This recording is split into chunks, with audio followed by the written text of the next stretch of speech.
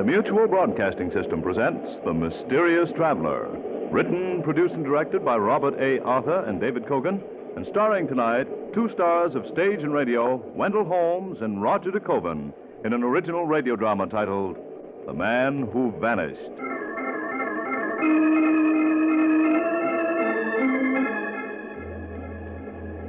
This is the Mysterious Traveler, inviting you to join me on another journey into the realm of the strange and the terrifying.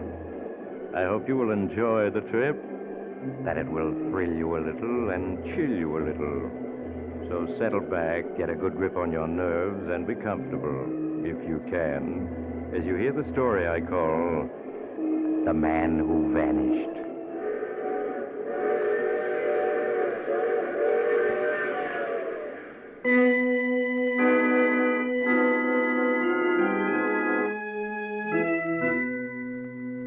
Our story begins in a small, white-walled hospital room. Charles Ordway, a man of 45, has just awakened. He looks about him in puzzlement. Then memory returns to him, and he begins to call frantically. Doctor! Doctor, nurse! Where are you? I must speak to the doctor!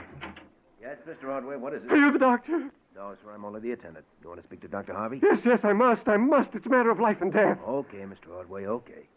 Dr. Harvey, 402, please. He's coming now, sir. Thank you. Tell me, what day is this? It's Friday, isn't it? It must be Friday. Sure, it's Friday, Mr. Ordway. But here's Dr. Harvey now. Good morning, Mr. Ordway. You wanted to speak to me? Yes, doctor, but tell me quickly, what time is it? It's just 10 minutes past 10, Mr. Ordway. Oh, thank heavens, my brother John isn't dead. There's still time to save him. Your brother? Yes, doctor, when I woke up, I didn't know how long it was since I was brought here to the hospital and drugged into silence, but I don't suppose they told you about John. No, I'm afraid they didn't. Well, then I'll tell you. I'll make you believe me. John's safe for several hours yet, so I can tell you the whole story. The story they wouldn't give me a chance to tell. Yes, go right ahead, Mr. Ordway. I'll just sit here and make myself comfortable. Well, I'll try to tell it calmly, Doctor. I don't want you to think I'm hysterical. First of all, you have to understand that my brother John is a freak of nature. A freak? Yes. He's perfectly healthy and highly intelligent, but he was born without any natural coloring at all. His eyes are pink. His skin is a chalk white. His hair is like bleached flax. His eyebrows and lashes are practically invisible. It's a most unusual condition, but it happens once in a while. It's called albinism. Well, it's a hideous condition for an intelligent, sensitive man. John's boyhood was a torture for him until our father took us both out of school and had us tutored to spare John the misery of being considered a freak of nature by the other children. Yes, I understand, Mr. Ordway. Please, go on. Well, as we grew up, John's chief interest was science. So I studied it, too. Our father had a complete laboratory built in our home.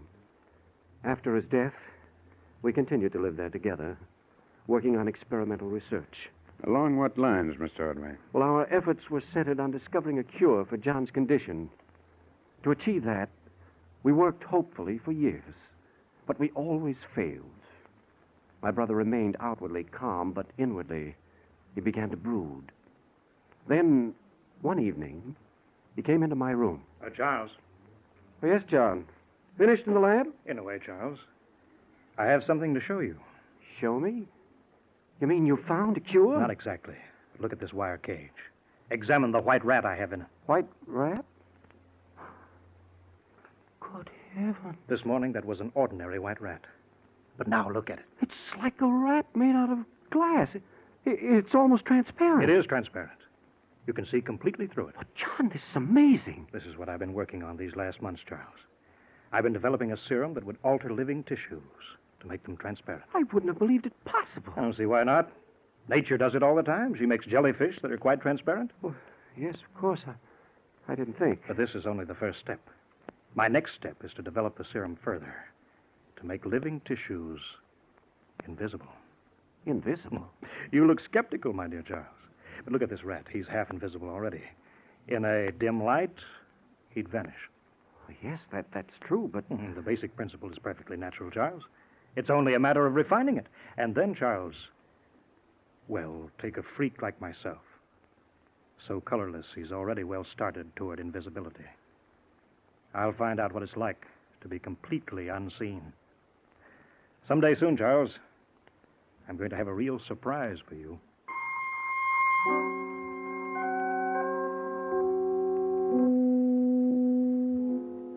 That was my first introduction to John's experiments.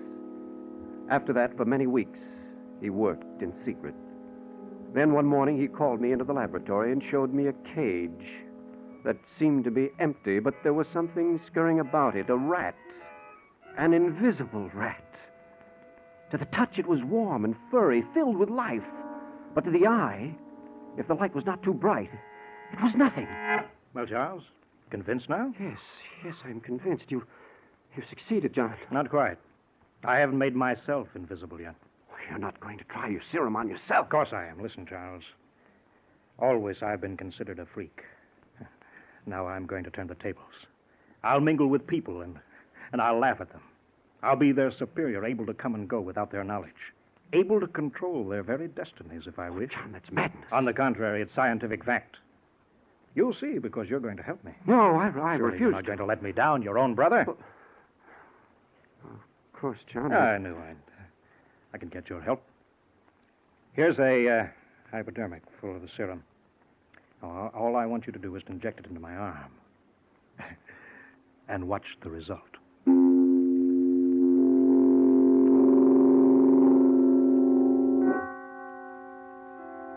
I tried to refuse, but John wouldn't let me. At last, I gave in. I injected the colorless serum into his veins. At first, nothing happened.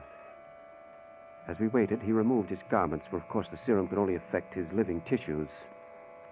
Finally, the change came. His skin became paler and paler, until suddenly I realized I was looking not at it, but through it. After that, the change was rapid. His body seemed to fade away before my eyes into nothingness. Well, Charles, what do you say now? Oh, John, this frightens me. Why should it? I feel fine. In fact, I feel so good I'm going to take a little jaunt downtown to see how the world looks to a man who's invisible. No, you mustn't. And why not, Charles? Well, you aren't ready for it yet. There may be after effects, reactions you aren't prepared for. Ah, nonsense. There's only one thing to be careful of. The tissues must return to normal within 24 hours. If the neutralizing serum isn't injected before then, death occurs. Otherwise, it's perfectly safe. So I insist, Charles, that I'm going on a little invisible sightseeing tour tonight, and you're going to conduct me.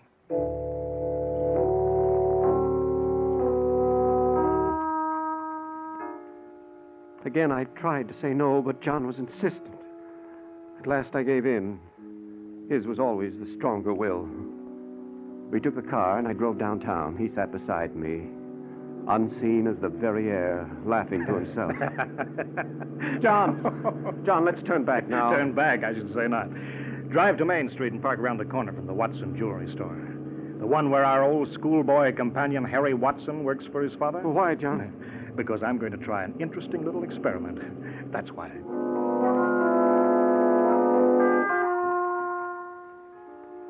John was in a strange mood, and I obeyed his orders with misgivings. I parked the car as he directed, and we got out and stood on the sidewalk, with the evening crowds drifting past us, completely unaware of John at my side. Suddenly, John spoke. Now's the time, Charles. There's nobody in the store but Harry Watson himself. Come on, we're going in. Ask Harry to show you some stopwatches. Keep him occupied, and don't worry about me. Well, what are you going to do? Never mind. Just do as I say. Whatever happens, pretend not to notice. Come on. Open the door. Oh, hello, Charles. Can I help you? Well, I'd like to look at a stopwatch, Harry. Stopwatch? Of course. They're over here. Here's a beauty, Charles.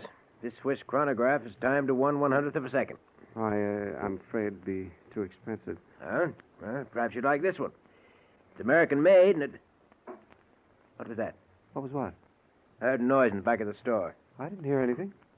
There it is again. There's someone back there. But there can't be. There's nothing in sight. Well, just the same, I think there's someone back there. Excuse me. I was putting away some valuable diamonds when you come in, and I've got to see about them. He hurried back into the shadowy rear of the store. I held my breath. If he should bump into John. Then I heard Watson cry out. I've got you, you thief! No, you're not going to get away. What are you doing? Hey, Charles, help me! John! John, what's happened? Come on, quickly. We have to get out of here. What happened? The fool bumped into me in the shadows. He was so excited he didn't even realize he couldn't see me. I used a paper knife I picked up and taught him a little lesson. He's not dead. Come on, we got to get out of here. Someone may have heard him.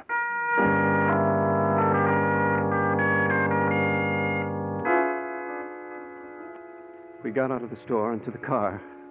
But as I drove home, John refused to answer any of my frantic questions. When we reached the house, he hurried me into the laboratory. You got to give me the neutralizer or make me visible again, Charles. John! No questions. Here we are. Here's the hypodermic. You've got to inject it. Here's the mark from the previous injection. Now go ahead. I pressed the plunger, and the drug flowed into his blood. For a moment, nothing happened. Then, like a man materializing out of nothingness, he grew visible. A misty figure that took on solidity until it was a man. John gave a little gasp of weariness and pushed me out of the room. Now go on, Charles. You get to bed. I need some sleep. This stuff seems to drain away my energy. We'll talk in the morning. Pleasant dreams.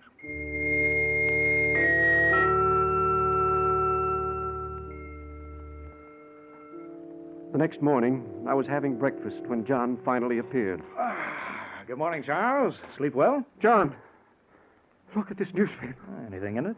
Yes, there's something in it. Look at these headlines. I see. Local jeweler killed, store robbed, $50,000 worth of diamonds missing. Oh. You killed Harry last night. Yeah, so it seems.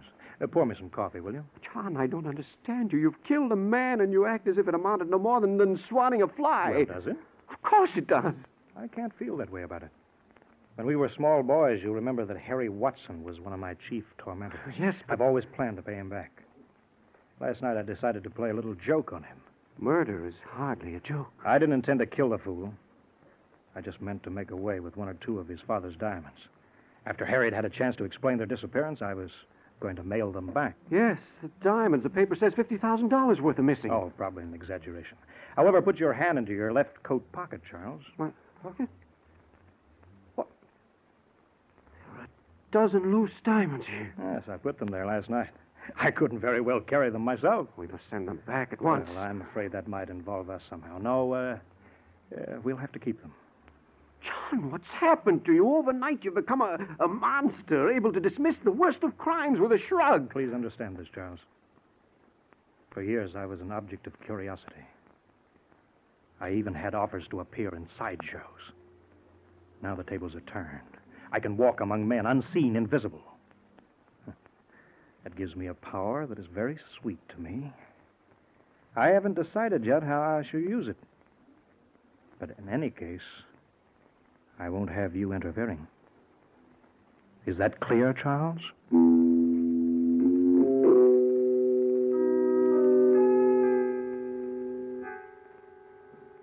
With that, John retired to his laboratory and remained there alone the rest of the day. It wasn't until after dark that he emerged to find me staring with horror at the evening paper. Oh, Charles, what does the paper say? It made you look so pale. The police found your fingerprints on the knife that killed Harry Watson. What? Let me see it. Here. Yes. The police investigating the murder last night of Harry Watson, local jeweler's son, state they are trying to trace down fingerprints found on the paper knife used as the death weapon. They also admit they have discovered further evidence which they hope may bring about an early arrest. They may be here any minute. Ah, nonsense. Even if I did leave a print, how can they trace it to me? Talk of an early arrest is just bluff. And besides, That may be the police now. If it is, what do we do? Oh, it can be. But if it is, let them in. Let me do the talking. All right. Yes, what is it? Mr. Charles Ordway? Yes, I'm Charles Ordway. I'm Inspector Long of the Homicide Squad. I'd like to ask you some questions, if you don't mind. Oh, no, not at all. Come in. We can talk in the living room. What is it, Charles? John, this is Inspector Long. He says he wants to ask me some questions. Really? What in the world about? I don't know. I confess, Inspector, I can't imagine I what. want to ask you what you can tell me about the death of Harry Watson. Watson the jeweler, the one we were reading about in the paper? That's the one. Your brother was seen leaving the jewelry store a few minutes before Watson's body was found. Someone recognized him. Why, yes, that's true, Inspector. Charles dropped in last night to buy a watch for me. But he didn't find quite what I wanted. I'd rather hear him tell it. Well, that's all there is to it. I looked at the watches and then left. Watson was all right when I left him. I see. There's no one else in the store? No one I could see. Well, I'm sorry, I can't tell you more. I'm sorry, too. Well, just for the sake of helping us, would you be willing to let me take your fingerprints? Well, Of course, you don't mind, Charles. You're thinking of the prints the paper says were found on the death weapon, aren't you, Inspector? Frankly, yes. Well, they aren't, Charles. I can assure you. It's just a check. Here, Mr. Ordway, if you'll just press your fingerprints against this gelatin plate I have in this envelope. Like this? That's right. Thank you. You wouldn't want mine, too, I suppose? Well, if you'd like to add yours to your brother's. Well, I was just joking. By the way, Inspector, how do you go about tracing down unknown fingerprints such as those of this killer? Well, this is one way, and... oh, excuse me, a cigarette? Oh, thank you. Yeah, you're asking how we check fingerprints. Well, we have several methods. The FBI records, Army and Navy records, and the one source few people know about. Oh, what's that? Hospital birth records. For a number of years now, they've recorded the footprints and fingerprints of every baby born in this city. In the morning, we'll start checking these records as far back as they go. Oh, that's very interesting. Well, sorry, Inspector, we couldn't be more helpful. It's all in the game. Good night, gentlemen. Good night, Now, Inspector. don't bother to show me out. Did you hear that? They're going to start checking fingerprints on hospital birth records. And our prints were among the first ever to be recorded in this town. Father insisted on it. Perhaps they'll overlook yours. I can't risk it. But I'll stop them. I'll stop them somehow.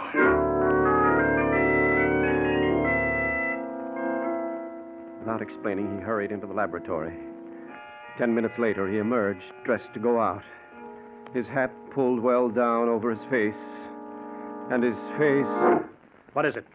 Why are you goggling at me? Your face, I can't see it, or your hands either. Of course not. I took an injection of transparency serum. Now, I'm going to drive downtown, Charles. With this coat and hat on, I'll look like an ordinary driver to anyone who sees the car. When I get where I'm going, I'll take off these garments and leave them in the car. Then no one on earth will be able to see me. But where are you going? To police headquarters?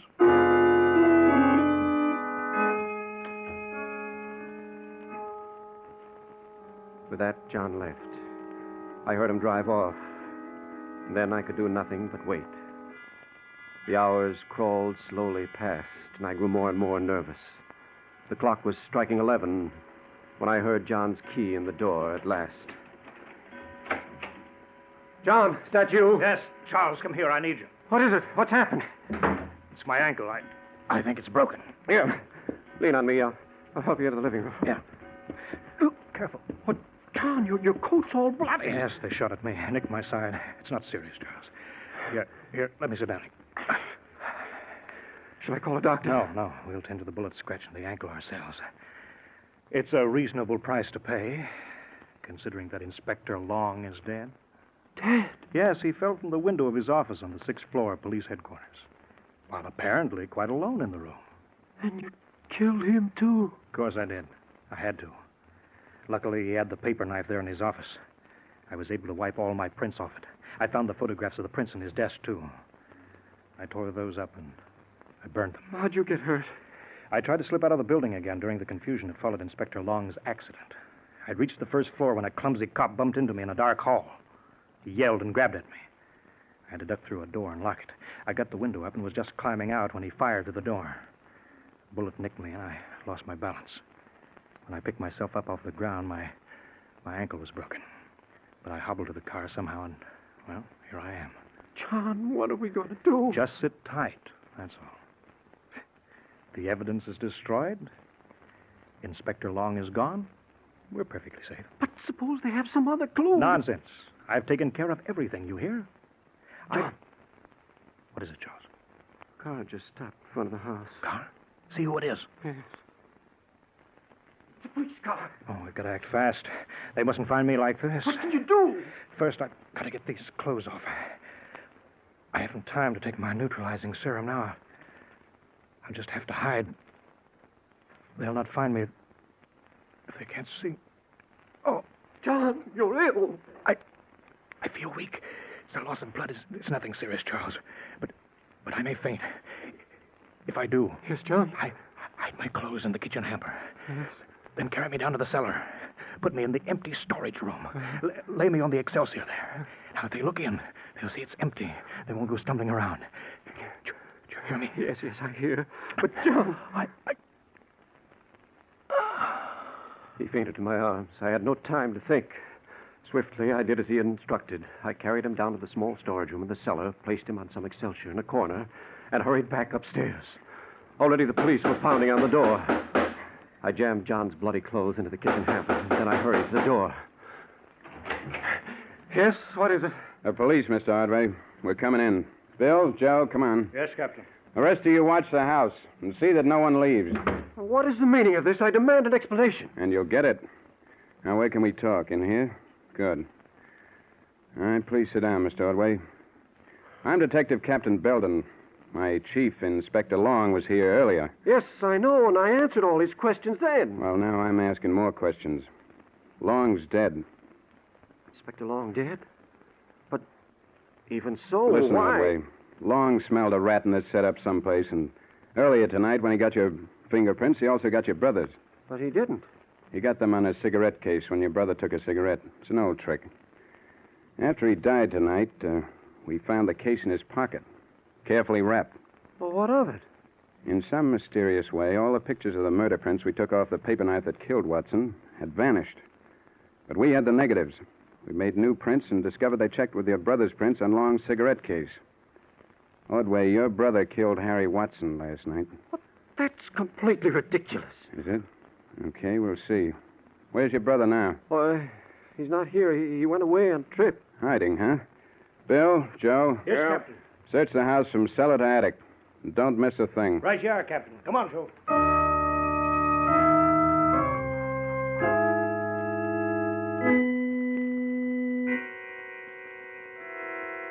Half an hour later, I knew that further concealment was impossible. The police had not found John, but they had found the blood-stained clothes he had discarded.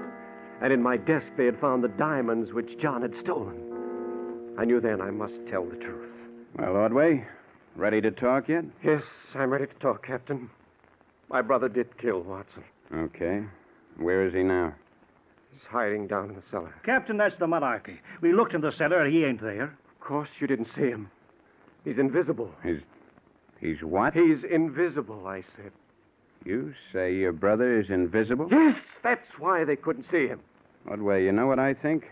I think you killed your brother in a quarrel over these diamonds and buried his body in the yard someplace. That's how these clothes of his got bloody, isn't it? Come on, admit it. No, my brother was wounded by a bullet after he killed Inspector Long. That's how his clothes got bloody. Yeah, I suppose he was invisible when he killed Long, too.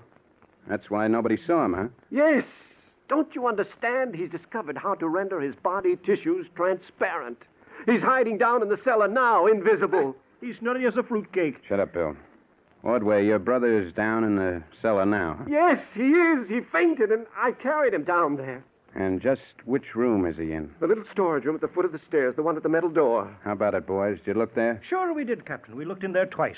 There ain't a thing in that room but a little Excelsior. Right, we both looked. That room is as empty as a busted piggy bank. You see, Mr. Ordway, if he'd been there, my men would have found him. But he's there. They didn't see him because he took the serum. He made himself invisible. All right, Mr. Ordway. Just calm yourself. Now, listen, my men say the room is empty. Yeah, except maybe for rats. We heard a couple stirring in the Excelsior, so we bolted the door after we looked in. Figured we might as well keep the rats inside. You bolted the door.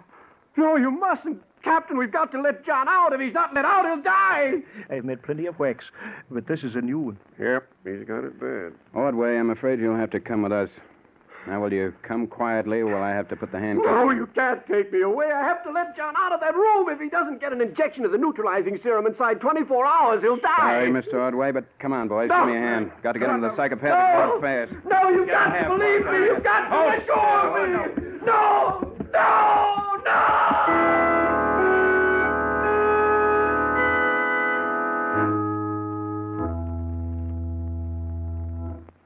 And that's the whole story, Doctor. They wouldn't believe us. They brought me here to the hospital charged with John's murder. And when I kept trying to tell them he was alive, they gave me a narcotic. But he is alive. He's locked in that room in the cellar. And if he isn't let out soon, he'll die. 24 hours is the limit, but there's still time to get to him. Yes, I understand, Mr. Ordway. I'll see to it that he's released at once. You mean it, Doctor? You believe me? Yes, of course. Oh, attendant. Call me, Doctor? Yes, go get my car ready, will you? We're going to Mr. Ordway's home at once to release his brother. Yes, sir. Right away, Dr. Harvey. Oh, thank heaven you believe me, Doctor. You'll be in time to save John. You'll find the serum he'll need to bring him back to normal in a green bottle in the laboratory. I'll take care of him. You go back to sleep now, Mr. Ordway. Yes, I will. I can sleep now. I can sleep. How is he now, Doctor? He's quiet now. He'll be all right. You know, Doctor, sometimes I can't help thinking. Yes, Johnson? You know, he's locked up here at State Hospital for bumping off his brother. Eventually, they found his brother's dead body locked in a little room in the cellar. But I can't help wondering what the cops would have found if anybody had taken Mr. Ordway serious that night he was brought here 10 years ago.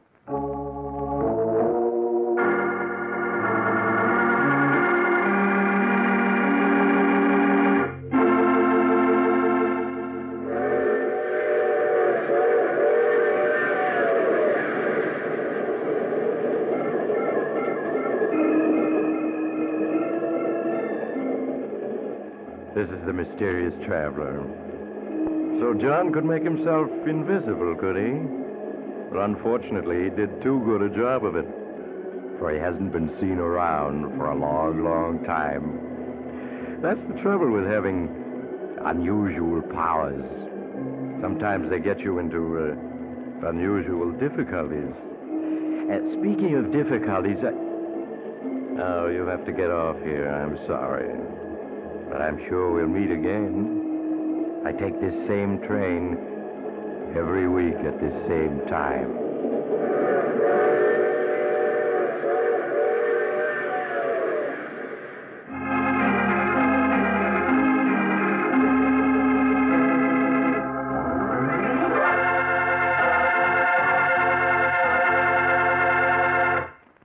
You have just heard The Mysterious Traveler, a series of dramas of the strange and terrifying.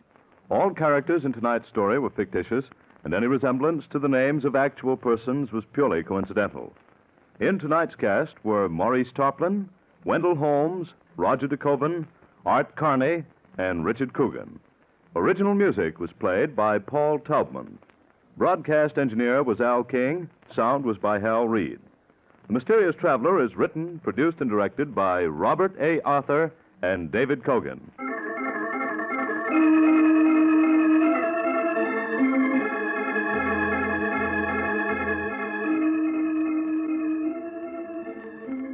Listen next week to a tale titled Bury Her Deep.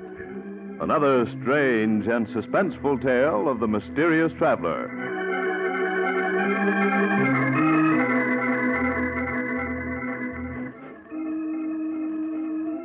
This program has come to you from our New York studios. Another program of tense and dramatic action will follow in just a minute. Stay tuned to the station for Official Detective. Carl Caruso speaking. This is the Mutual Broadcasting System.